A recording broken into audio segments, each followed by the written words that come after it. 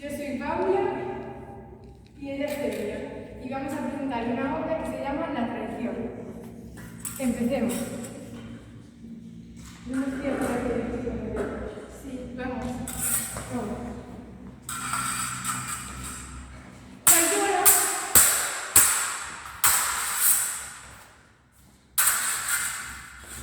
¿Qué te esperabas? ¿No?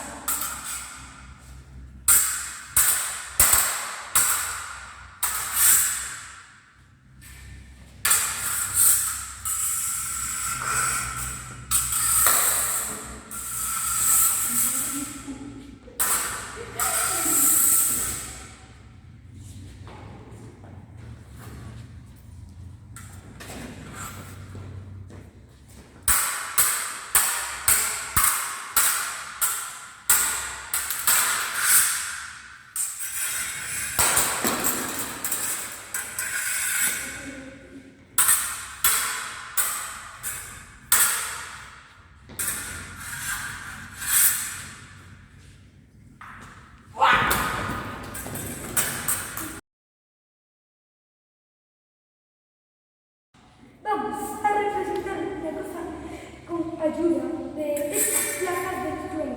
Esta se llama Doodle, esta Freddy 1 y esta Freddy 2.